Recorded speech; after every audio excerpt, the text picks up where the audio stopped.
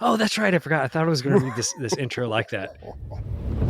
Can a particular building in the west coast of North America be a playground for pure evil? A sinister building that is primarily known for its wicked history of murders, suicide, and mysterious deaths. A place where one of the most infamous serial killers called home in the 1980s. Today, we'll discuss the freaky-ass story of the Cecil Hotel. Dun, dun, dun.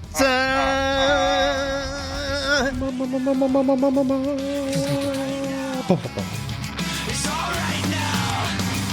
It's all right now.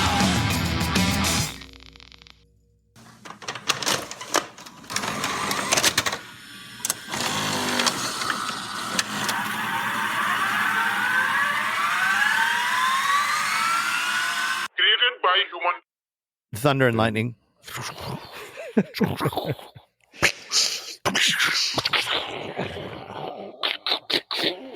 Is it named after Cecil DeMille's? No. I don't know what it's named after, actually. What's the place called again? Cecil's a weird Hotel name. Cecil? Cecil's an odd Cecil name. Hotel? Where does that come from? Yeah, Cecil Hotel. I think the sign says Hotel Cecil, but it's known I'm as sure the Cecil Ghostbusters Hotel. would know. They'd be like, Gozer's friend, Cecil. So where is this hotel? I think It's I know. been Ooh, nearly ooh, ooh, one- I know. What? Oh, come on. No, you don't. Oh, hold on, I got it. Guys, let me answer. Can I answer? All right. It's been nearly 100 years since the Los Angeles Cecil Hotel first opened its doors to the public. Opened in 1924, the hotel's original developer had planned for a massive building to be a premier destination for business travelers visiting Los Angeles. The hotel, with its 600 rooms, cost $1.5 million to complete and boasted a marble lobby with stainless steel windows, potted palms, and wrought iron lamps. But the economy succumbed to the Great Depression just 5 years later, and the expected influx of wealthy business travelers slowly came to a halt. In the late 1940s, the action in downtown took a turn. The Great Depression hit the area hard, as did the rise of suburban life and the birth of LA's freeway system. After World War II, people wanted more space. They wanted a more suburban environment. Once the freeways were built in the 1950s, people began settling further away from the core of the city, leaving downtown increasingly unoccupied. Entire buildings sat vacant, with restaurants, bars, or jewelry stores doing business on the ground floor, and 6 stories sitting empty above. By 1960, LA streetcar systems were torn out, putting a final nail in the coffin of downtown as any kind of city center. Walking around the neighborhood, you can see the anchor hooks on the corners of the buildings where the streetcar cables used to connect, the scars of a wound from which the neighborhood has never recovered. As the population of Los Angeles surged during the 1960s, downtown became a ghost town. It became a lawless kind of place, and a place for people who couldn't or didn't want to live in any other kind of environment. And even within downtown, their options were dwindling. Roughly half of the downtown LA's small hotels were demolished during the 1960s, which contributed to the displacement of a significant number of extremely low-income, substance-dependent, and or mentally unstable persons. Many of these people ended up on Skid Row, just yards from the Cecil. The hotel became a viable housing option for the local transient population, which was estimated to surpass 10,000 people. Crime became rampant in and around the hotel. And so, no longer able to attract business travelers or tourists, hotels like the Cecil began offering single-room occupancy accommodations, where down-on-their-luck tenants would rent solo rooms with shared bathrooms, often on a long-term basis. So that's the history of how it got started, how it kind of ran down on its luck. So the whole gist there was it was built to be this kind of booming thing, this hot spot. And then shortly after that, the Great Depression hit and no one came. Man. And look where it is on the map. It's insane. It's just like dead center and all there. It was right there in downtown LA, meant to be the hub of business and community and, Isn't it kind of a ironic? high-end hotel. Isn't it ironic Don't you think? Oh, it's like rain on your wedding Mm. day. And there's It's like a free ride. but when this you've is going already nowhere. paid. Sorry. Okay. Go ahead. The sheer amount of homelessness around that area too. It's not just that hotel. It's almost like that whole scene, Well, Skid Row's right down Yeah. the street. Yeah. That's what I mean. It's like, I don't know if this is true, but you guys tell me. Maybe everybody out there in the whole world will know. When somebody call in or write in, I don't know. My point is, there's like a few cities. I'm sure LA's one. Definitely though, Spokane, Washington, where I'm from. They are, I swear, they bus in transients all from the world, like just from everywhere. Oh, they just want to get you out of Indiana, and they go, okay, where are we going to send this guy? Let's send him to Spokane, or let's send him to, I'm sure LA is another one. But I swear, I've heard this before, and I don't know if it's a program or if it's real. It could be wrong. It could be just a conspiracy theory. But that other cities and states get rid of people all the time, and they put them in major cities, especially the ones that have Spokane has a lot for people over there. Like they've got like places where it's like welcoming to transients, and they bring them in and they give them a job, they help them out, and they go, here, go on to do better things. And a lot of people graduate from there, doing pretty well. A lot of people don't. It's a good 50-50, probably it's more like 60-40. But LA, I feel, is that the same thing? Is there a deal made with certain states? They're just like, yeah, send your transients here. We want them here. LA is probably a little different, similar to New York, where you have a tremendous amount of people from all over the U.S. want to be in LA or New York simply because of opportunity, right? Maybe in the entertainment industry. The Vegas kind of thing too, right? Right. So they all head out there. Exactly. So they all head out there with the hopes of becoming rich and famous. The next Baywatch star. Yeah. And they get there and things don't plan out the way that they hoped that they would. I think some maybe go home, a lot stay. I don't know. I'd love to see the numbers on how many people that are on Skid Row that came there to be potential movie stars. Yeah, you're right, Todd. There's definitely a meat grinder. I would love to know the history of just LA anyway. It'd be fun to hear a story. I'm sure there is, some National Geographic has done a special on it, but the whole, gold boom from where they are back then to how it is built, been built today. I don't know much about it. Do you? I mean, LA is very mysterious in a way. LA is an interesting place. I feel like I've had some really great times out there, and I've had some really just bizarre and weird, and I want to go home times. Yeah, I think LA to me too. I've been out there before, and LA to me is very much like Vegas. I'm good for a few days. Mm-hmm. I'm ready to go. Mm-hmm. It was cool, going out there and just seeing some of the spots. For me, music's always been a big thing. So going to the Viper Room and going in and watching a show and then coming out and then, standing at the spot that River Phoenix died. As a child of the 80s and 90s, River Phoenix was a superstar. Yeah. We actually went down to Compton. I walked into a CVS in Compton looking for fingernail clippers. And I asked the lady at the counter, I said, hey, I can't seem to find your fingernail clippers. And she looked at me like, oh, what?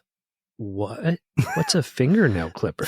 No, this is no joke. Seriously. She's like, let me go ask my supervisor. I'm not sure what you're looking for. You're looking for fingernails? I don't know. Do you call them clippers out here? I think it's pretty self-explanatory. Fingernail clippers. Anyways. So yeah, LA. It's I don't know. The city of angels. How far from that? Yeah, that's what I'm saying. The irony. Where? I think life is full of that.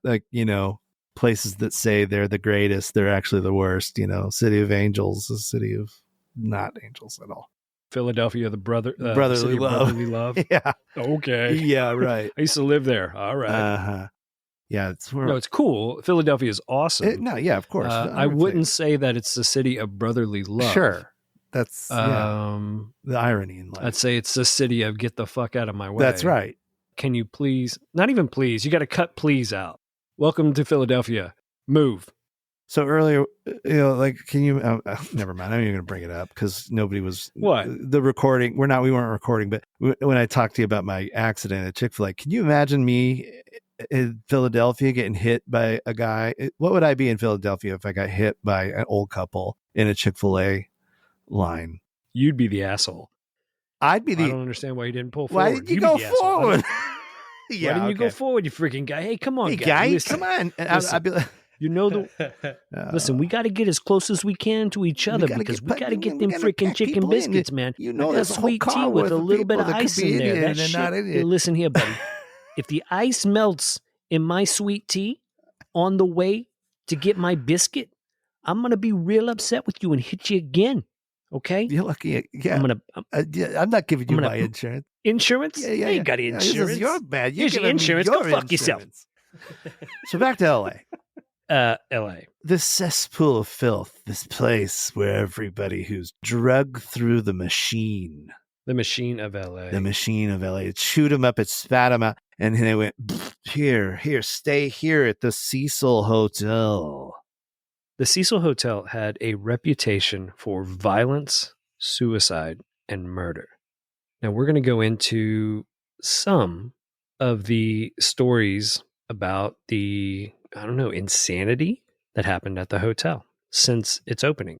The first documented suicide at the Cecil occurred just 2 years after it had opened its doors on the evening of January 22nd, 1927, when Percy Orman Cook, 52, shot himself in the head while inside his hotel room after failing to reconcile with his wife and children. That's number one. Man. It's 2 years in. That's where he decides to go.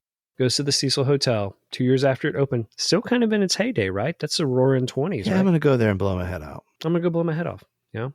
So following that, the next reported death occurred in 1931 when a guest, W.K. Norton, died in his room after taking poison capsules. Through the 1940s and the 50s, more suicides would continuously occur at the Cecil. In 1964, a retired telemarketer named Pigeon Goldie Osgood. Now, there's a name. That's her name. That's her nickname. I'm Pigeon Goldie Osgood. They call me Pigeon Goldie Osgood. I'd like to welcome you to the Cecil Hotel. Please come in. Keep your hands out of me pot of gold, I will. Now, those were the days when Pigeon Goldie Osgood ran the place. Ah, some fine days. Oh, she would dance so lovely on the stripper pole, that Pigeon Goldie Osgood. She was so wonderful. Those were the days. I'd throw a quarter at her and say, Pidgey, doing a great job. Keep shaking your rump shaker. Ah, look at you. Oftentimes she'd come upside down and drink from my whiskey glass from her pole. That Pidgey was very talented. I will tell you this, though. I don't know why they called her Goldie. She had dark, dark hair. Maybe the carpet didn't match the drapes, if you know what I'm saying. Oh, my gosh. All right. I'd like to thank you guys for derailing me. Yeah, no problem. That's my kind of classy woman right there. Those are the kind I go the after. gold teeth. Josh, you would. Yeah. Josh, you would. Yeah. You know, Give me some of Yeah, that. You gotta have some character. teeth. You gotta have character. you got to have character. Josh Yeah. loves hanging out with women that have character, like Pigeon Goldie. Like the gal out of the lake. We got to go to, what's that place in Atlanta where, strippers go to die? What's that? I've always wanted to go there, the Claremont. I know that's a weird The thing to say. Claremont but, Lounge? Yeah, I've wanted to go there because it's not because you're going to get there and be like, oh, yeah, these girls are so hot. You're going to go there and you're going to be like, oh, my gosh, this is people watching. Mm-hmm. I've been told I've been there a few times. I don't remember. Wow, that must have been great. I've been to the rooftop. I have been in the basement. I kind of want to go too. My friend went. I feel like it's just great. It's just like ladies with no shame. I think it's awesome. I would love to go. For those of you who don't know and maybe you haven't heard, there's this place called the Claremont in Atlanta, and it is like world renowned. Like people show up here just to go see these ladies who have been in the industry, and they are what, in their 60s? Since the Cecil Hotel opened. Yeah, they've been in the industry since the Cecil Hotel opened. And they're doing their thing, man. They're still doing it, and it's like, I guess it's quite a sight. If I remember correctly, I believe her name is it Blondie? Pigeon. The No, there's an adult dancer there named Blondie, if I remember correctly, and she would crush beer cans with her upper region. Yeah, the upper region, and that's amazing. I bet that would be amazing to watch. Oh, and by the way, when I mean upper region, I mean her titties. Oh. Yeah. Oh, well, we she'd take a beer can. We can't talk about that, Todd. You mean her beep? She'd take a beer can. She'd beep it under her beep, and then put her beep and the beep 'em. Wow, man, and then she'd be like beep all night long. All right, again, I do want to thank you guys for derailing this story. You're welcome. Back to Pigeon let's talk Goldie. about Pigeon Goldie. Osgood, yeah, let's get back to Pigeon Goldie. Who had been a well-known and well-liked long-term resident. In 1964, a retired telemarketer named Pigeon Goldie Osgood, who had been a well-known and well-liked long-term resident at the hotel, was found dead in her room. She had been raped, stabbed, beaten, and her room ransacked. Waukese B. Ellinger was charged with Osgood's murder because he was seen covered in blood roaming the streets close to the hotel, but was later cleared as a suspect. Her murder remains unsolved. Now, there is the infamous Night Stalker. Ah, Night Stalker. Serial killer Richard Ramirez, who was known to frequent Skid Row, was a resident of the hotel before his capture in 1985. It is believed that Ramirez, also known as the Night Stalker and Village Intruder, committed some of his crimes while staying at the Cecil. One evening, Ramirez was spotted stripping off his bloody clothes in an alleyway outside of the building before climbing in the interior stairs of the residence in his bloody-stained underwear. Bloody-stained underwear. I think, yeah, okay. Sorry. I just think you needed that. That was perfect. Yeah, that's going to be a good add-on. Yes. On August 30th, 1985, a group of Los Angeles residents spotted him in the street and prevented him from escaping until police arrested him. Ramirez had more than a dozen victims and was convicted and sentenced to death in 1989. In 2013, he died on death row while awaiting execution. Ramirez was a sick, sick guy. Like, what did he do? I don't know much about him. Was he the what's that one Zodiac guy? Was he kind of like as bad as him, or I don't know much about him. Richard Ramirez went on a crime spree in California between June of 84 and August of 85 before his capture. And I mean, just basically raped and murdered. That's what he did. He has 13 counts of murder, 5 counts of attempted murder, 11 counts of sexual assault, 14 counts of burglary, and 19 death sentences. That's insane. Yeah. Sweet guy, though. Super nice guy. They always come off that way.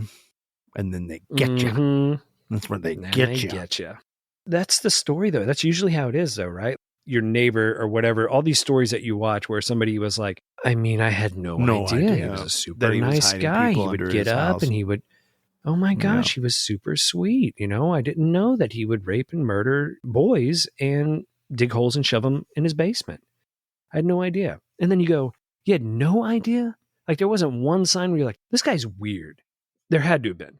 I mean, maybe, but that's how good they are. Maybe they're just so good at hiding it and just acting like everything's fine, hollow inside, just like super hollow. But meanwhile, they got this lie that they're just good at telling. I don't know. I have a good radar, and I think that I would pick up on something and go, well, maybe this guy's not a mass murderer or a serial killer, but something's wrong with this dude. But it doesn't really sound like they were doing that with this Ramirez dude, right? He's pretty much like look where he was hanging out. It's not surprising. With him, they're like, yeah, no, he's doing it. But there are definitely some people out there where you're like, really? No way. If you go online and look at a picture of Richard Ramirez, the Night Stalker, he looks evil. Yeah, he's pretty creepy. Yeah. Not a fan of that dude. This guy's name I love, though. So the next guy on our list of stuff that went down at the Cecil Hotel is Jack Unterweger. Ooh, Unterweger? Jack Unterweger. Unterweger. Jack Unterweger. Unterweger. Yeah, call me Jack. Jacob de Wega.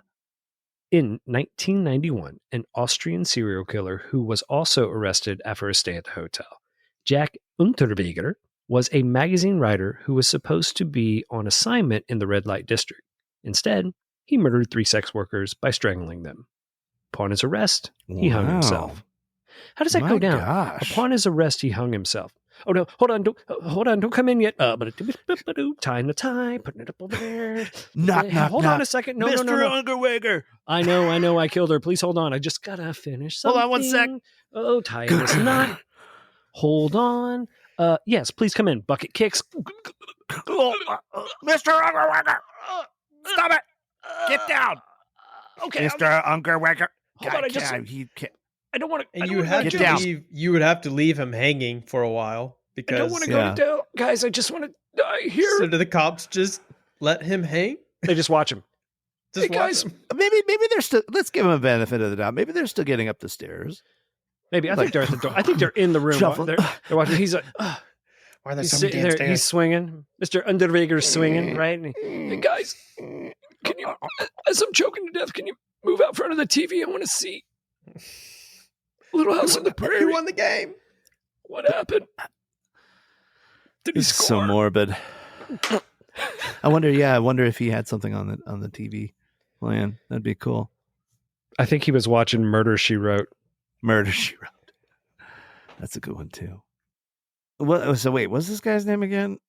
Jack Unterweger. The names, the names here are insane. This is the problem. This place attracts the names alone. Hi, we're the Cecil Hotel. Hotel Cecil here. If you've got a strange name, come on down, live amongst us, and then kill yourself. Or murder people, whatever you'd like. But you have to have a weird name that's really long and bizarre. The most famous case at the Cecil Hotel that has gained pretty much national attention happened in 2013 after the mysterious disappearance of Elisa Lamb. Oh yeah, this is the one. Yes. This is the lady. Oh my gosh, I'm so glad we covered this one. Yeah, this is the one I want to talk about. Elisa Lamb, a Canadian college student, was spotted behaving erratically on an elevator surveillance video before vanishing. On February 13th, after another week with no sign of Lamb, the LAPD released a video of the last known sighting of her taken in one of the Cecil's elevators by a video surveillance camera on January 31st.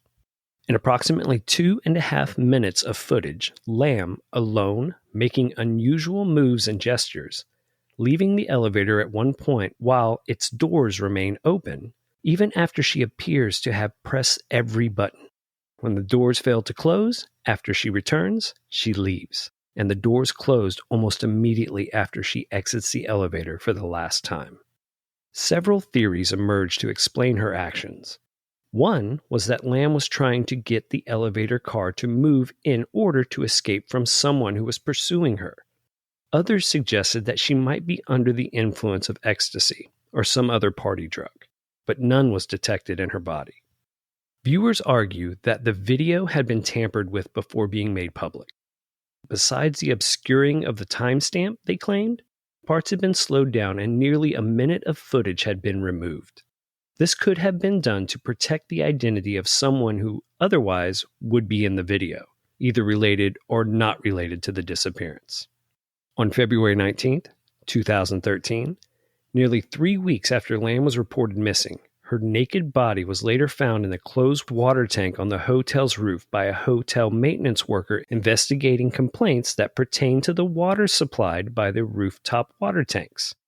These complaints came from residents at the hotel, claiming that the water also had an odd discoloration and an unusual taste. Can you guys imagine that? Oh my gosh.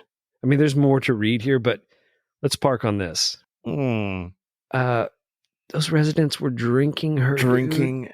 Oh my gosh. They were drinking her. They were brushing their teeth with her decaying flesh. Because at some point it had to have gotten bad enough to where they were like, we're not using the water. But before that, she was in there for 3 weeks. Nearly 3 weeks. Now, on top of the hotel, there were 4 water tanks. She was in one of them. Ugh. How? And now let me. Okay, this is the You part think that I go. the "What?" water would smell kind of funky? Oh, Like this bad. water is definitely Something going smelling on. something. Yeah. Little funk going on here. Like someone needs to clean out this tank. It's got a weird Gosh. taste to it. Almost like rotting. Is that- rotting human? Is that liver? That I can't say that I like the taste of this water, honey.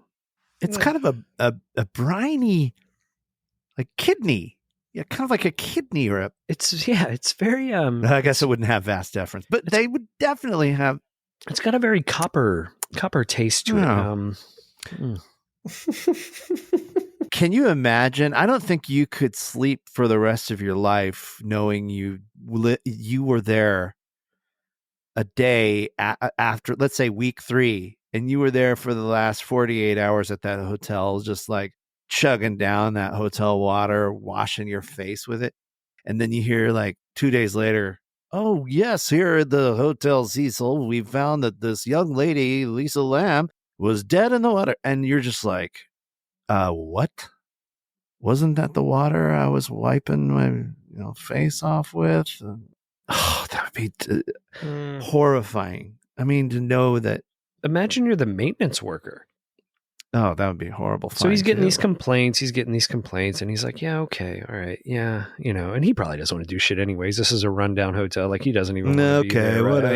Yeah, he goes up there. Until the point to the water gets like black. And he's like, okay, yeah, I guess I'll go up. Now, here's the interesting thing, though. To get on the roof, you needed an access code. Yeah, this is the interesting part. Getting into this. Yeah, you couldn't get onto the roof without an access code or a key pass or something. That's what's interesting, is how she even got up there. And this isn't part of the story. This is just kind of a little add-on stuff. But I do want to talk about the guy who goes up, the maintenance worker, and finds her. How does he find her? What's that reaction? 4 tanks. Is it the last tank you check? Is it the very first tank you find the body? How's that work? Yeah, I don't know. And that's the other question I had. So let's go there. Is this easily accepted? Because I seem to remember they don't seem to be so easily, like you couldn't just throw a body in there. You know what I mean? No. How easily accessed are these water tanks? Because they're You water would have tanks. to carry it up to the top and drop it through the hatch on top of the tank. So there is a hatch. The hatch, I believe, is pretty heavy as well to move. Now, Elisa Lamb wasn't a very big girl. Now, she might have had like that meth strength going on, like meth where you're just like, Still, though, to carry a body up like that is not easy, right, at all. Dead weight. Oh yeah. Is there a ladder, or like Yeah. how does she get up? I don't know. It'd be interesting to know the specs on these water tanks, because I mean, really, no, I remember seeing a thing on this, which is why I'm excited to talk about it. There was a show I watched it on where they were talking about how it would have been almost impossible to get that body in there. Like, it's really creepy. And everyone out there listening right now, here's a description of what's going on top of that Cecil Hotel, on top of the Cecil Hotel. There are 4 water tanks, and they're pretty large. Like, it looks like you need about an 8-foot or 10-foot ladder to reach the top of it. There is no ladder on the tank itself. So a ladder has to be propped up on each tank to reach the top. In some of these photos, you're going to see that there is, a ladder propped up. Oh, okay. Now, I don't know for certain if there was a ladder up there at the time or not. Could have been. But you do need a separate ladder to access these tanks. Now, the entrance to these tanks is not very large. I'm looking at a picture here with looks like a fireman who's climbed up the ladder and looking into the hole. I mean, it almost looks like it's 2 foot by 2 foot. It is not big at all. Super small to access that thing. I mean, you could do it, but you could do it. You could squeeze down in there, and again, how we had mentioned that Elisa Lamb was not a very large girl, so she could have maybe easily slid in there. After climbing a ladder and, I don't know, getting through the access codes and I mean, it's so weird. Where we left off, we were talking about the water having an unusual taste and an odd discoloration. Brackish. Right. So, given the high crime rate in the surrounding area, foul play was initially suspected after Lamb's body was found in the water tank.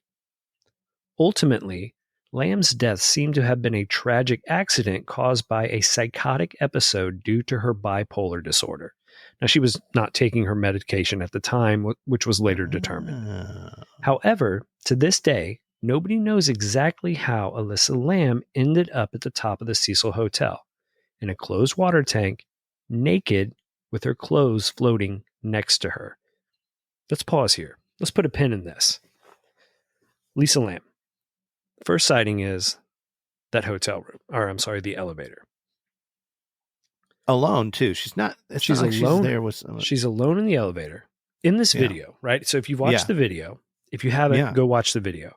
She's definitely disoriented. She's alone. She's alone, disoriented in this elevator. She's pressing every button on this elevator. Mm-hmm. The door at no point ever stops. Now, other people have gone there after all this happened and tested the same elevator, and it always closed. It always opened, it always closed. Yeah. It always opened, it always closed. But during this 2-minute segment, the elevator doesn't do anything. So she peeks her head out around the corner to see, and then she kind of steps out to see what's going on. And it almost appears like she's being followed or hiding or trying to get away. Her walk is really funny too. It's her really walk slow is funny. and odd. She looks disoriented. It just feels spiritual too. It does. It feels eerie. It feels, like you said, Tim, very spiritual. So you can say, okay, well, somebody with bipolar disorder, they could have some psychotic episodes like that. That could, without a doubt, for certain. They're also probably susceptible to, lurking. Oh, for sure. But then at the same time, if you start taking kind of an eerie side of it, she eventually leaves the elevator and goes down the hall and runs out of the frame. You can't see her in the frame of the video anymore. Right. And then almost immediately, the door shuts. Yeah. Right? That's just straight out of Ghostbusters right there. I mean, it's creepy. Right. So at some point, she makes her way, some point that night, she makes her way up the stairs to the rooftop door to access the roof. Now, even then, you needed an access card, you needed a code, you needed some way to get on that roof. It wasn't an emergency access. The only thing I could say is by chance, and let's be honest, it's this Hotel Cecil. It's not like they're the best employees ever, but perhaps a maintenance guy left a shoe, a block for his smoke break, whatever. Yeah, exactly. Smoke break, and they left a block there, not thinking anybody's going to come up here and jump into a water silo. Very true, Tim. Yeah, you're right. Because, I mean, is the hotel afterwards going to admit that their secure door wasn't secure? I mean, it could have been guys got to go up and take a smoke break. Right. Which is, and which may have to do his code. But so then you think about the timing there. Let's just give the benefit of the doubt. The door was cracked. Yeah. Okay. The door was cracked. She got out onto the rooftop. She gets out on the rooftop. And the first thing that comes to her mind is, are these water tanks? I got to get in one of these. Dun, dun. I bet there's water in here. Yeah, it sounds like water. Is this the pool? She starts shaking it. This must be the pool. Huh, man, is this the sauna? Like, what is this? I mean, she did have her clothes off. Maybe she's like... Well, hold on. Not at this point, though. We don't know. But at this point, we don't know, right? Right. She gets to the water tank. We do know that there's no attached ladder to any of the water tanks. So she's got to go find it. Is it there? We don't know. So let's assume that there was already a propped up ladder on one of the tanks. It must have been. I mean, let's just assume it. It's the same guy who left the brick in the door. He's taking a smoke break. He likes to, bring Cindy, his girlfriend, up there sometimes at night, and they have a little smoke. I'll tell you what they do. That dude during a smoke break, because he just doesn't give a shit anymore about this job. He climbs up that ladder, opens that lid, and just urinates into everyone's ashes water. In there. Ashes in there. Man. Yeah. He's just nasty. He doesn't care. He does not care. That's it. It's all right, so let's go back to this. Maintenance guy. Sorry, we got you, maintenance guy. It was the maintenance guy. In my opinion, It I had think to he's the be. one that did it. All right. So again, she's on her own. Let's assume she's on her own. She gets to the water Yeah. tanks. This looks like a fun thing to do. There's either a ladder there or she finds a ladder. Mm-hmm. Brings it over, climbs up one water tank, removes the lid. And to my understanding, the lids weren't easy to remove. And she was a small girl. But let's assume she did that too. She removes the lid. So one or two things happen here. Either she goes, I'm getting in this son of a bitch, but I'm in such a right mind that I didn't bring a bathing suit. So let me take off my clothes Yeah, right. and jump in.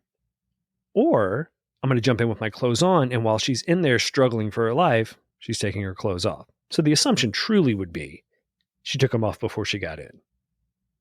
Yeah, I don't then know on anymore. top of Now I'm that- thinking, would if you were like, oh, I'm going to take my clothes off, you'd leave them out there on the. That's what I the was going water to tank. say. Why would know you? what I'm saying? I mean, why would you throw them in there with you? Now, again, we're kind of going under somebody who's having some level of a rational mind. Mm. So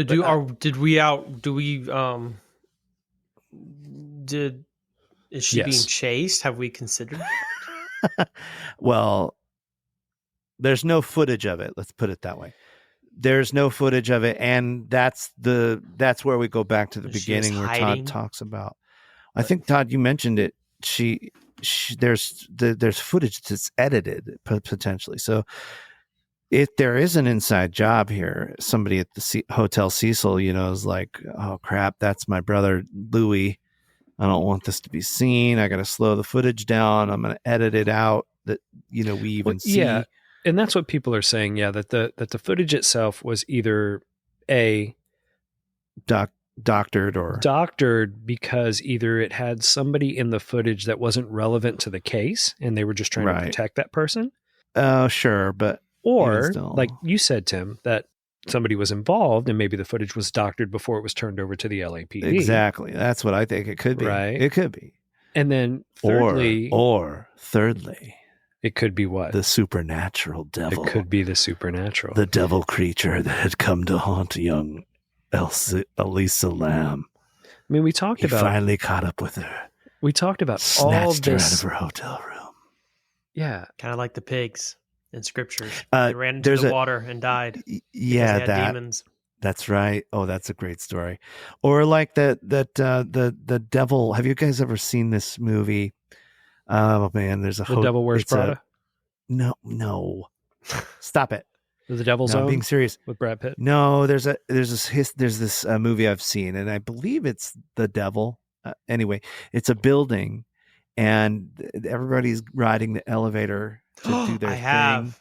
And It's great. I love it. It's like the elevator goes nuts and demonic, and you're like, "What is happening?" But anyway. demons in the elevator with them. The demons in the elevator with them all, and Yeah. he's basically playing them against. It's a great movie. That's the And- tough part, though, here, right? Is that we're faced with, I guess, maybe two logical ideas that she was having a bipolar episode and went up there and did all this herself, or somebody was following her and somebody murdered her and threw her in this tank. That's very likely. I feel like the second is more likely because of the nature of it, right? They have access. Somebody had so But okay, if that's so the thing is our initial conversation that we were just having, though, is that she was doing all this on her own. It's still all plausible if she was. Now, if she was having a psychotic breakdown because of not taking her medication for her bipolar disorder, that could lead to some really strange behavior and No, without a actions, doubt. right? Now, let's say the other option there too was maybe it had nothing to do with her bipolar. Maybe she was high on some party drug, like they claimed. I love how old people say Ecstasy. party drug, though. Like, I don't know who's saying party drug anymore. I mean, because I'm 46 and I don't say party drug. So these must be in their 50s or 60s. Either way, she's on some party drug. was on one of them party drugs. What was she taking? Party drugs? Like that? She was doing them party drugs. What kind of party drugs was she on?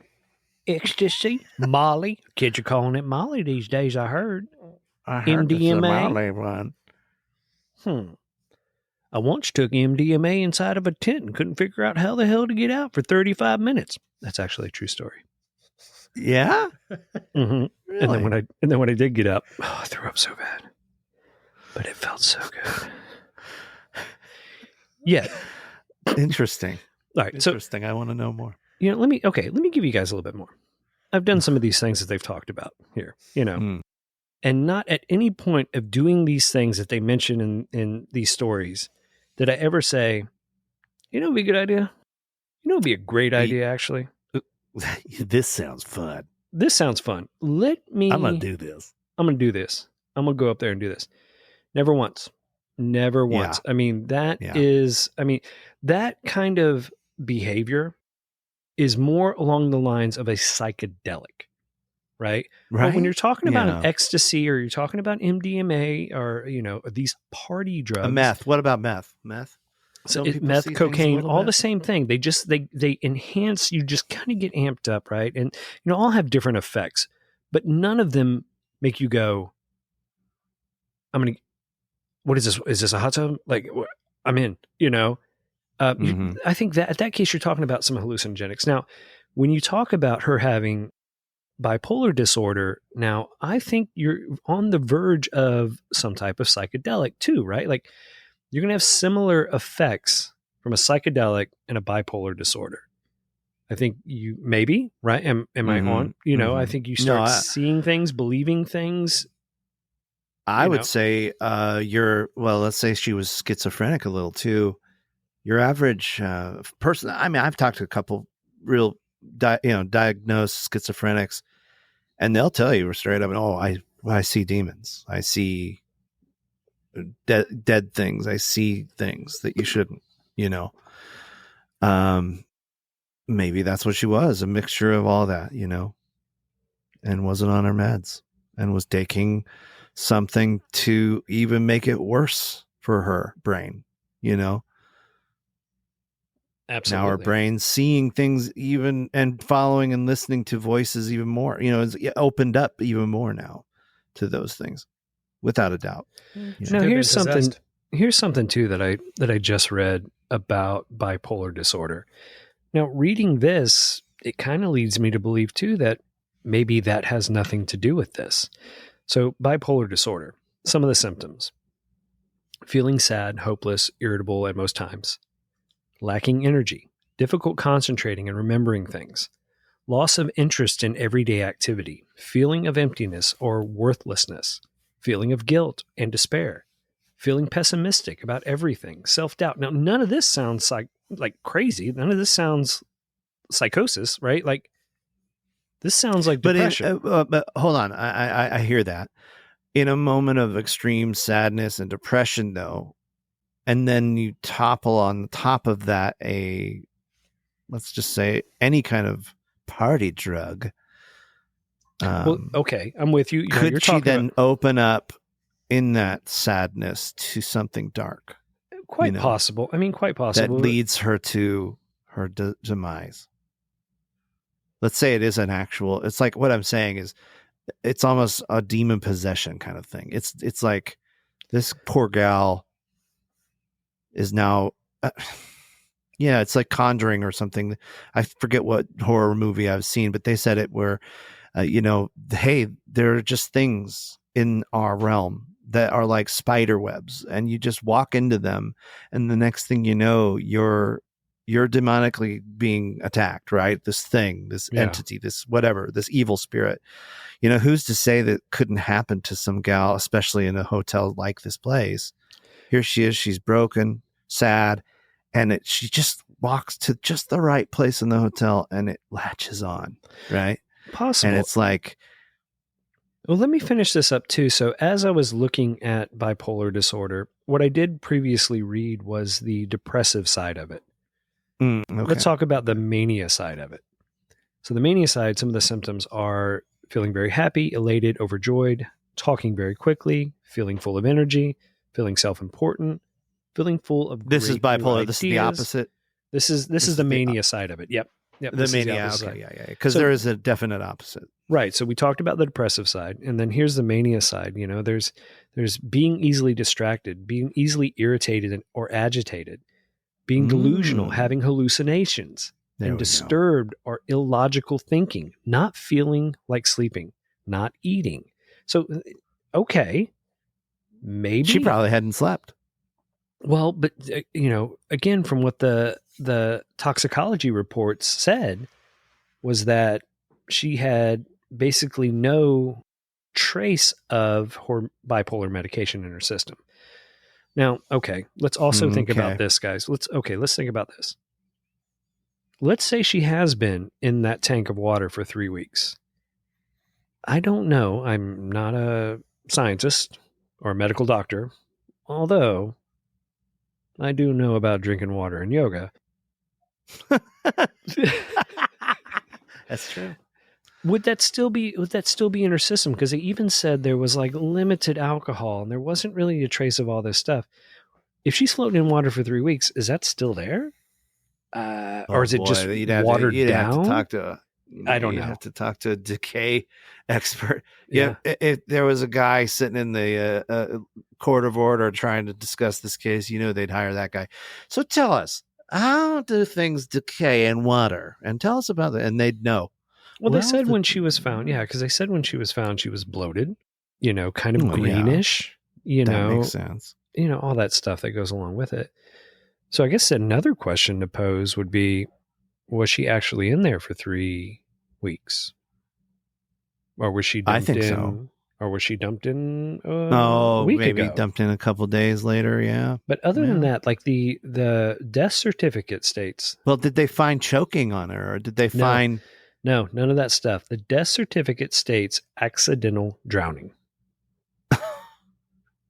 Accidental drowning. Accidental drowning. So there's no probable, that's true. Okay, so, if you think about some swarmy guy working the front counter, he's got the access codes, he goes and he's hunting her down and then knocks her over the head, blunt trauma to the head, choking her out, or semen, something, rape.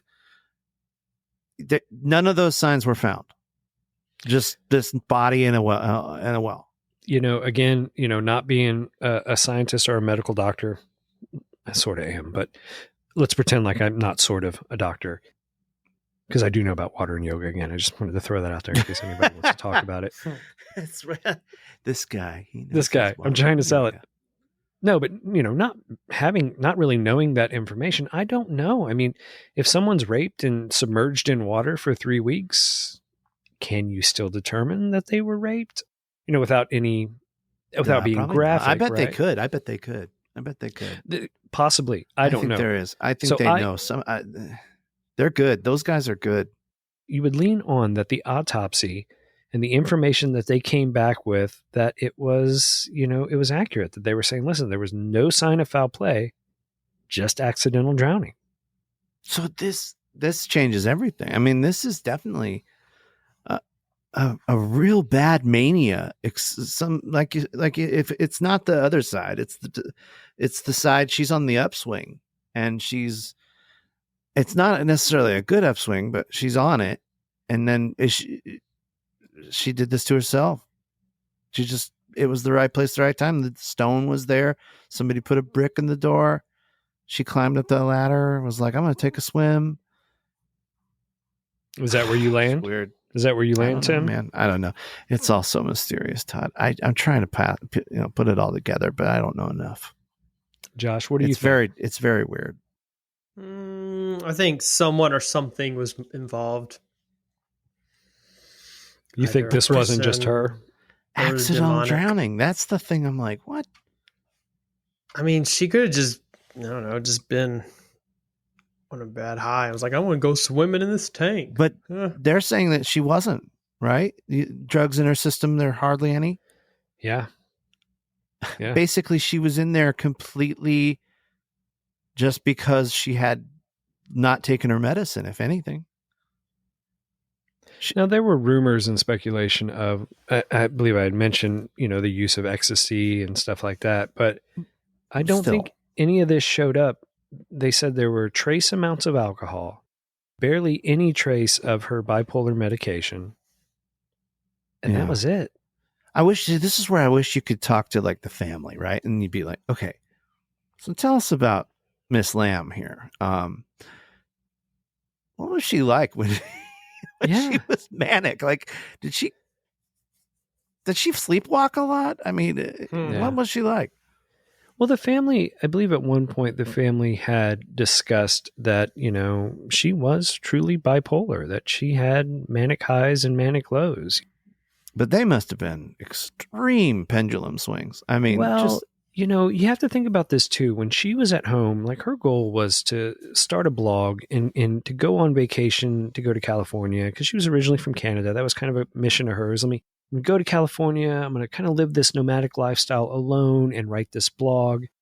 You got to imagine when she was back home, her family probably did a really good job of monitoring her medication intake. Making sure that she stays on top of it so that she doesn't have these manic swings.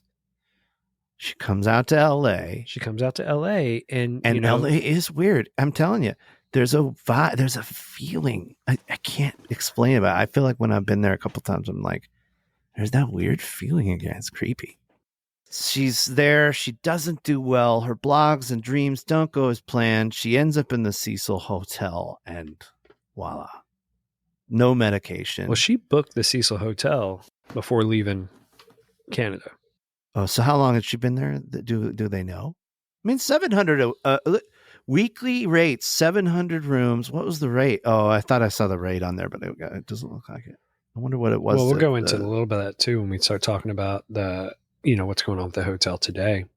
Basically, the whole Elisa Lamb story is still kind of shrouded in mystery. Oh, like we just had in this conversation, it was just, we're speculating, I'm sure all these detectives thought the same thing. Like, what happened?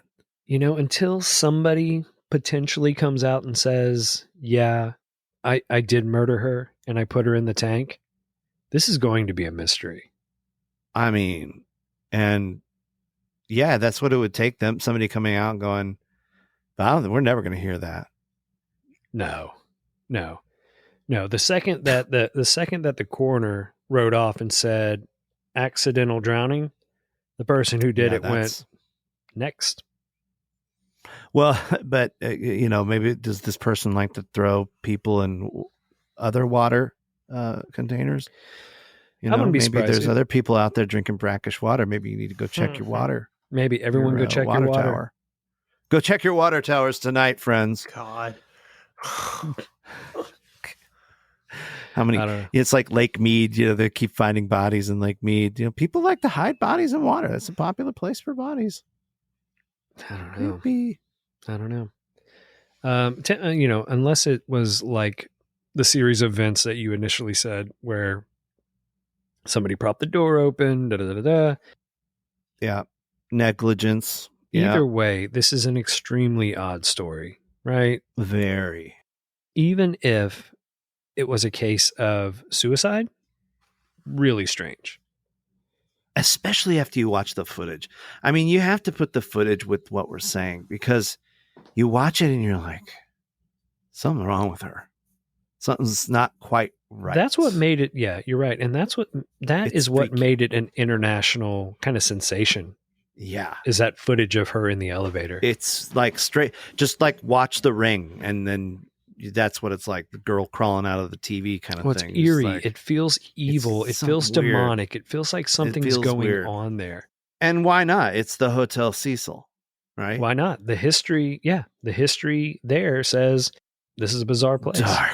The dark that lives in the Cecil Hotel, the Hotel Cecil. Tell you, Todd, I love this. I think this is a fun story because it's, first of all, it would be a great movie to say, like, I think we should, why isn't this a movie yet? It should be. You could base it on true events or whatever, kind of Amityville it out, go Hollywood with it, where she actually is being strolled along by a demonic entity. But other than that too, it does make you think of like movies that have come out, like The Shining, and what was the one that Josh sent us today? You sent a GIF of a hotel. Bates Motel. Oh, the Bates Motel. Yeah. The Shining. There's what's that one with John Cusack, the room 128 or something, where weird, creepy stuff happens in hotels. Tim, are you saying? I love it. Are you saying that maybe we've been conditioned for hotels being freaky and scary and evil? Oh, without a doubt. Heck, I wouldn't even be surprised. I guarantee. Isn't it true that the movie Four Rooms, which has 4 different directors directing about a story of Tim Roth or whatever as the concierge in a hotel, couldn't they have based it on Hotel Cecil? Just the adventures of this. Is it Tim Roth? Am I right? Is that the right actor? Have you guys seen that movie Four Rooms? If not, you should. It's terrific. Yeah, it's a great one. I think Quentin Tarantino has a story at the end. But strange things do happen at hotels. I mean, think about rock bands and all the parties and the energy around hotels. I mean, even Ghostbusters, isn't that? Oh, I guess no, that's not a hotel. That was a library. Building, but a library. No, the where Sigourney Weaver lives. That was her apartment. The architecture built around evil. This ancient evil. So good. But I do think it is interesting how you can't you even go on tours where there are haunted hotels and haunted this and you can go stay there and wig out with all the supernatural goosebumps that you want. But this would definitely be a fun one to try, guys. Maybe we should go get our place there 1 night, 2 nights, see if we end up in the water. We should just go there and then have a nice outing in the water. Like, see if we can get up there and just take a swim. Yeah. There are, and then get out. If you go on YouTube, there are a lot of videos of people just exploring it on their own. Yeah. Going to the hotel, trying the elevator, trying to access the rooftop. Yeah. Yeah, I don't know. I mean, I'd love to get to a point where we do, where, unfortunately the guidestones are out of the question, but we better hurry before the Hotel Cecil goes out of question. Watch tomorrow on the news. It'll be like Hotel Cecil's being destroyed. Did they just throw the guidestones like the rubble just in a random quarry somewhere? I don't know. Oh man, we should go. I would find love ourselves a piece of it. I know. Get a little Swahili. Yeah, I'd like to get a little Swahili. Get a little Swahili text on one. But yeah, I'm sure any place that has, they almost enjoy the reputation because it just gets some more people to stay there. And they can up their room rates and stuff. Well, possibly. So let's talk about. That's actually great that you bring that up. Let's talk about what's going on with the hotel today. Yeah, please. I do want to know more. In 2007. The hotel was sold for $26 million, and a section of it was refurbished and renamed the Stay on Main Hotel. The other part of the building remained rented out to long-term tenants from the surrounding Skid Row area. In 2014, hoteler Richard Bourne bought the property for $30 million, and it continued to stay open. However, in 2017, the building was shut down to undergo a complete renovation with a gym, lounge, rooftop pool being added. Weird. The same year, it was named a historic cultural monument by the Los Angeles City Council. Work on the hotel was completed at the end of 2021. The hotel was now reopened, but only as affordable housing for the moment. According to the reports, the new renovation included 600 affordable residential units. The renovations were also set to include around 299 hotel rooms, as part of Bourne's plan to make the Cecil into a boutique hotel. The roof, the spot where Elisa's body was found, is reportedly set to be converted into a recreational space for hotel guests. Hey guys, like this pool on this roof? That's where that girl died. That's the greatest place to go skinny dipping. The lady of the pool. We got to take Josh there. Lady, probably meet her. Josh, I'll probably meet my soulmate. Josh, when we get to the Cecil Hotel and we go up to the rooftop and we go in the pool, do not bang any ghost up there, okay? Whatever you do. Good, because I'm not usually interested in Asian women anyway, so. Whoa. Oh, wow. Dang. No offense, it's just my thing. Okay. This is staying in. Man. Harsh.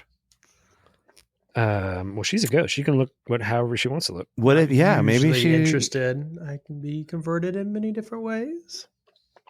Yo. Okay. Isn't there a movie? No. Yeah, every once in a while you'll hear in the news about somebody going, "Oh, I have sex with a ghost." We got to cover Every one once of in a those. while, you hear that in the news. Yes, there are people who swear they have had a night relationships with a reoccurring sexual experience with a ghost. I looked this up. Mostly women. I don't think there's any men in this story. Maybe, but there's definitely a few people that have said it on live TV for sure, and that's why I've heard it. I'll try and send you something, but there you go, Josh. Well, Josh is one of them. You could be the first man. Quite an experience. Eliza, come find me in room 722. It's not a lot of talking. That is true. There probably wouldn't be. There'd be a lot of moaning, though, wouldn't there? Moaning, yeah. Oh, boy. I knew that was coming. That was dad jokes.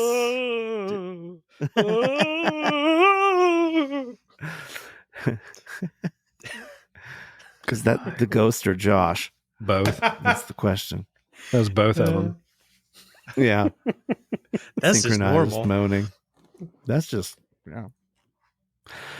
Interesting story. So this building's, just, I feel like what's going to happen with this building is they're going to continue to build on it. And then one of these days it's going to go Ghostbusters nuts, right? Maybe. Where they're going to find ghosts in the pool and, I think the only people, different stories. If we look at it, in 2007, they renovated. It was purchased and renovated in 2007. 2014, it was purchased again and renovated. And then, 2017, it was renovated again. And then 2021, they're trying to reopen. But they also go on to state that it's really just the short or the long-term residents that are staying there from Skid Row still. That's the part I got to, there's a documentary right there. Go right. Talk to these long-term residents of the Hotel Cecil. Yeah. The only people that are showing up there to stay the only people that are showing up there to stay would be people like us that are just curious about all the stories. Yeah. You wonder. This place will not rebound. I mean, there's been documentary after documentary, story after story. It's pretty well known. Only people who are interested in, that's what's keeping it alive. That's what's keeping it alive. I don't see it being a hot spot. Or maybe it is. Maybe it is, Todd. Night Stalker. But what a checkered past. I mean, Yeah. Let me ask you guys this. Tim, I'll start with you. Oh, good. Would you stay? Found from Grammarist.com.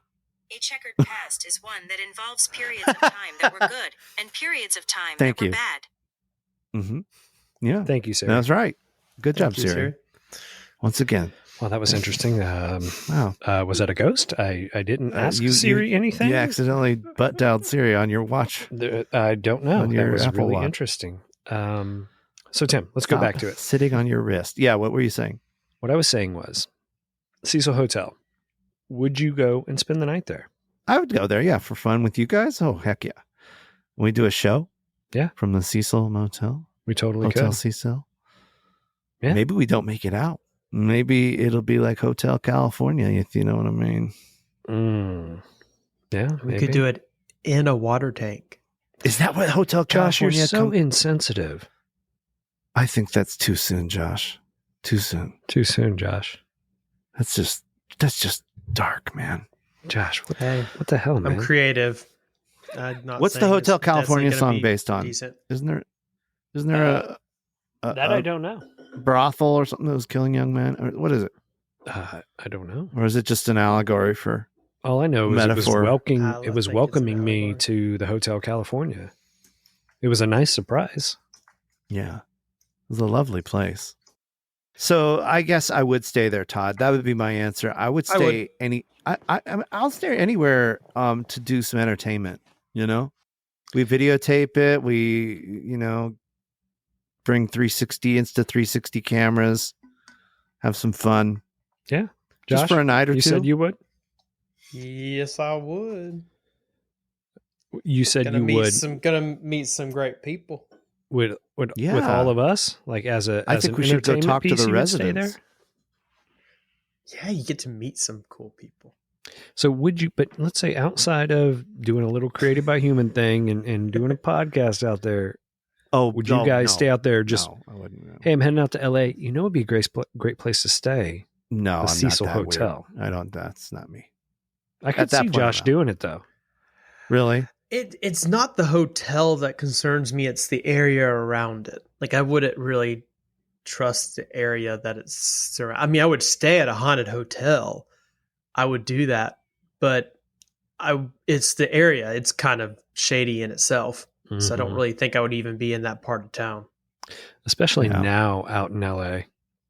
Yeah, it's a Yeah. different world now. I would imagine Skid Row's probably grown even larger in the last Oh. few years. They have such a weird yeah. problem right now. I mean, Yeah. They got more tent city than they know what to do with it. It's crazy over there. I mean, I was browsing through Reddit, and I always find this one channel called Trashy. And, I can't tell you how many times I've seen on the Hollywood Walk, the Hollywood Star thing, where they'll Somebody have a taking video a of- dump. No, two people just under like a weird couple of cardboard boxes going at it on the Hollywood Walk. Oh my god! It's just like, What a dream. what is going on over there? Is it really such a, I don't know. Like there's some great parts, right? We know that there's some real wealthy, just, well-to-do areas, but yeah, like the Hollywood Walk where you're just seeing all the stars and everything. There's some weird, you're going to see something weird Yeah. for sure. And then, yeah, you get down into the city, Skid Row. It's getting bigger and bigger every year. I mean, I think I saw a thing where Arnold Schwarzenegger donated, I guess a couple million to build little houses for people. I mean, at least there's some good being done, but I guarantee you they do not know what they're going to do with all this. It just keeps growing and growing. And I'm sure the pandemic didn't help, and I'm sure inflation isn't helping. And, the price of living out there is insane. So yeah, Hotel Cecil's and Skid Row. People are leaving California in droves. Being in North Idaho, growing up there, it was kind of a joke. Oh, people come up here and we'd play with them a little bit. Yeah, it's getting even crazier. Everybody's moving to North. I swear they're all going to Idaho and like Montana. Well, Texas has think been a there's hot spot. Yeah, sure. Yeah, that's true. Texas too. But a big real estate boom in Idaho and Montana because people who have a lot of money can go live in a place that's relatively inexpensive, and they can remotely work now. So they're like, Yeah. I want to go live up there where it's cheaper, it's easier. I don't have to deal with. I can get a bunch of land. Mhm. I saw, I used to live in Texas for quite a while, and I have some good friends out there still.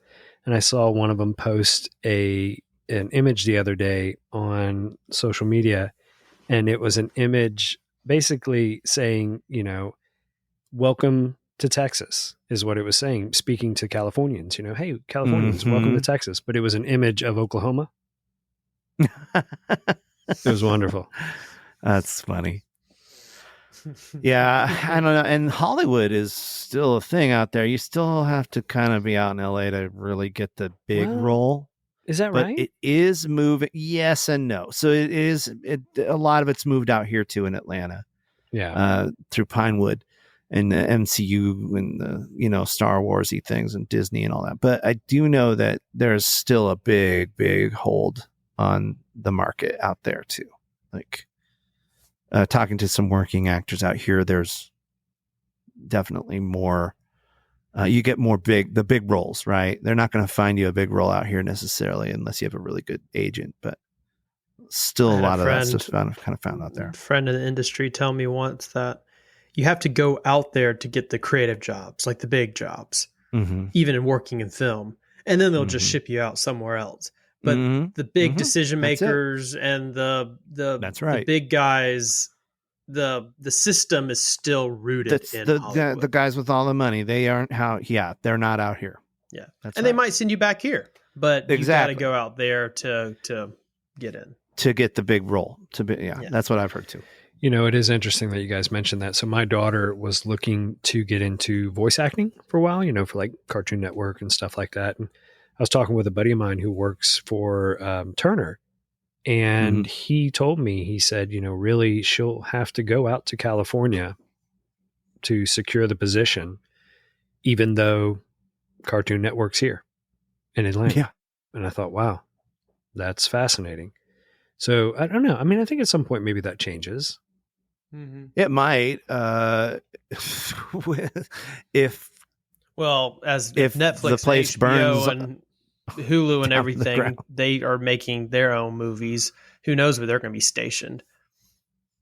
Right. Because they're a little less it's traditional than the big. The production landscape companies. is changing, definitely. I mean, Mhm. Netflix, where are they located? Are they in LA? They must be. I don't know. I'd have to Google it. But I bet they're in Washington State, That sounds about right, actually. doesn't it? For some reason, is it Washington State? They're from Washington State. It says Netflix headquarter Los Gatos, California.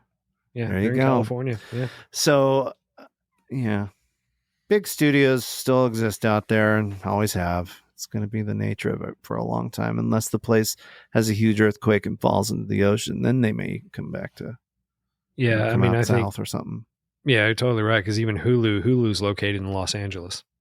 Yeah, I mean the big two have always been. New York is like Hulu's owned by Disney, isn't it? Oh yeah, it's a Disney Corp. And then HBO has Warner Brothers. Yeah, HBO's got the whole market of Batman and DC and all that. Netflix is by itself. It has Netflix is Stranger Things and Stranger Things.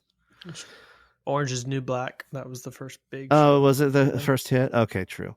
Yeah, Amazon, But not nearly as big as Stranger Things. Oh yeah, that Stranger one. Things is like, dude. I was talking to somebody today, and they said my daughter has been bringing her friends over, and they all like to make little D&D characters. And I'm like, do they watch Stranger Things by chance? Yes, they watch Stranger Things. That's what this is all stemming from, Stranger Things. And she kept ranting about Stranger Things. But I have a T-shirt that's got the Hellfire Club. Oftentimes it's a competition between Michelle and I who see who can get the most comments on their T-shirt. And that Hellfire Club, man, I go anywhere and there was like 10 people going, "Nice shirt, bruh." And then a girl will come up to me, "Oh, I just love Stranger Things. It's such a cool shirt." And my wife's like, I got to get up my shirt game here. I'm usually winning with that one, but. She got you. No kidding. She got a V-neck of the kid playing his guitar on that rooftop with the bats flying at him. She has this V-neck now with him doing that, and it looks rad. Like, I want that shirt, but I don't like V-necks. So, but I'm sure if she goes out in public with that one, she's going to be like, somebody's going to ask her out on a date. Well, you don't want that, buddy. I don't want that shirt from her. So you take that shirt from her. I might. I might have to. Throw it away. I'm going to throw it away. Sorry, baby. I can't have you looking that good. I cannot have you looking that good when you go out. That's right. She's got another sweater where it's some guy from that soccer show on Apple. Oh, my gosh. Barry. Ted Lasso? Barry or something like that. Ted the guy Lasso. who's like, yeah, Ted Lasso. Yeah, the guy who's kind of gruff. Barry. Isn't it Barry? That's on. That's on. I think that's HBO. Oh, no, Barry is yeah, that's right. No, he's got the kid who is really gruff and kind of like short. He talks real short and sentences. And he doesn't say much, but everybody loves him. Yeah, he's on that show. Hercules now in the Marvel universe. Oh, is he Hercules? Okay. Yeah, he's going to be. Well, anyway, my wife has a sweater that says Roy Kent. That's it. I love Roy Kent, and every day I look at that sweater and I just want to toss that thing. Sorry, Michelle, but it's Throw true. it away. I know. And now I got two. I've got that one. I love Roy Kent, and you should get her an I love Tim Nagle. Right? That's all she needs to wear. Todd, will you help me make that shirt? Yeah, we're gonna print up 25 I love Tim Nagle shirts and give them all to your wife, and then get rid of all her other t-shirts. How for great would her that be? birthday. I want 25. You need to Just hide fill the closet every up other with all those shirt. shirts. and in parentheses down below, not Roy Kent. Not What Roy. if I we love did that? Tim What if we Nagle. printed up Not 25 Roy Kent. I Love Tim Nagle shirts, and literally every other shirt that she owns, we hide. Is that one? And and one No, more thing. every other shirt And- is they're gone. So all she has Yeah. in her closet and her drawers are I Love Tim Nagle t-shirts. Tim Nagle and not Roy Kent. And then it's me on top of on top of our house, like in a drawing. I'll get you the drawing, and I'm playing guitar, just rocking out like a rock god, Holding your dogs holding the guitar. while the dogs are barking up at you. Yeah, from the dogs are rooftop. there worshiping me in like hooded Right. attire. I love it. All right, guys, let's wrap this guy up here. Okay. Here is my conclusion on the Cecil Hotel. Although the Cecil Hotel appears to be the site of all that is purely evil, it is definitely not the only landmark that has had its share of extremely unfortunate events. Now, would I stay there? Sure. Only because of my own curiosity. Would I be able to feel the presence of evil as I stepped foot within the walls? I believe that I would. Would the eerie feeling be because the hotel truly is a place of sinister evil? I'm not sure. Our minds have a tendency to be extremely creative, even when we are unaware. It's possible that I would simply want to believe and feel that the Cecil Hotel is a freaky, evil place. I'm not sure that I would think or feel any other way due to its terrifying past. But if I wasn't aware of the hotel's history, I would bet that I would most likely sleep like a baby. Then again, if I'm being honest, this place may very well be an unholy gateway that releases the demons within us all. Maybe the boys and I will book a room and find out. As you were Spit saying it, that, spit it, spit it, spit it. came to mind. What were you going to say? Oh, Yeah. I had it and it went away. Never mind. Yeah. Mm, Yeah. Yeah. Yeah. That was episode 8. Good job, everybody. That was episode 8. Number 8. Wow. That was episode 8. This. Yeah, but that was episode 8. That was episode 8. Let's go to 10. Guys. Man, thank you. Thank you guys. Thank you, Todd, for that story. I love Yeah. spending time with you guys. Story time with Todd. Story Always a time with favorite. Todd. You guys make my heart swell. Oh, You make it swell so big. Along with that place Wonderful. downstairs, too, that swells. wonderful. Wonderful. What are you guys talking about? I was talking about my feet. Like when I'm so excited, I'm on my feet. They just sometimes they swell. I'm getting a little bit older. I don't know Yeah. what you guys are thinking, but I thought that's what I was saying. you were thinking, okay, yeah. Feet, Well, that's yeah, where I was going with it. Oh yeah, no, I wasn't thinking anything other than Your feet. thighs. Your thighs. My swell a little my bit. feet No, my swell thighs up all don't the time. swell. Yeah, my ankles. sit at my ankles desk. get a little swollen. My ankles. I think my It gets kidneys so are going thick. I bad. mean, it gets so thick. My ankles. Yeah, water retention, man, it's a thing. Yeah. Now that I Yeah. turned 44 or whatever I am, Mm-hmm. never used to have it. Now it happens. And then all I the moved to time. Georgia, and then I started retaining water in my legs. I can't retain water. I sweat it all out. Oh Mm. man, I do too. Oh my Josh, what? gosh, if Josh, I- you're what? You just turned 33? 35. 35? 35. Holy Good crap. job. Oh my Good God. Did you get your job. AARP card yet? No, I still got my badass card though. Yeah, you do. Oh wow, Must I be bet you nice. do. That's why you get all the ghosts. All the ghosts. Actually, Zach, I could tell you later. Zach, he works in the jail here at Forsyth in downtown Cumming now, who I do the boat with. He's been in the med ward checking out, and he had a demon possession experience with a patient. Actually started contorting in front of him and everything, and he was like, so That was still meth. a little like frazzled by it, but yeah. Oh, that'd be freaky. And downtown coming, we have some crazy stuff. Whoa. Yeah, I would lean towards more meth than demon possession. Oh Dude. no, he was. It was a whole situation. I'll tell you some other time. There was a video I saw the other day of a lady on probably just like an L in Chicago or a subway, where it could have been anywhere, but she was sitting there going like this with her mouth just like just opening it wider and wider.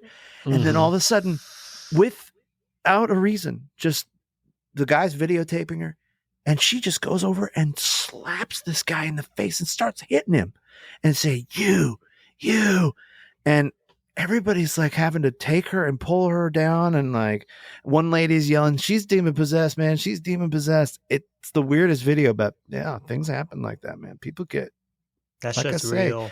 My My ex had a couple experiences. Oh gosh. All right, well, we're wrapping up this podcast, but Sorry. that'd be great for the next one. Well, goodbye, everybody. Good seeing you, Bye. man. Fun talking. Oh, I you know love what? you guys. I love you guys so much. Yeah, I love you too, Todd. Okay. I love you. May Love you you. swell tonight. May you I'm be swole already, swelling buddy. tonight. Yeah, I hope you're swole too. I'm swollen. Well, have a swole day, guys. Have a swole day, everybody. Bye. Goodbye. Be sure to subscribe to the Created by Human podcast. Leave us a review. Follow us on our socials at Created by Human. Head over to createdbyhuman.com for additional information. Sign up on our mailing list and check out our Created by Human swag. Does it just sound like gibberish? We'll be back next week with an all new story that is sure to make you question, is it true or was it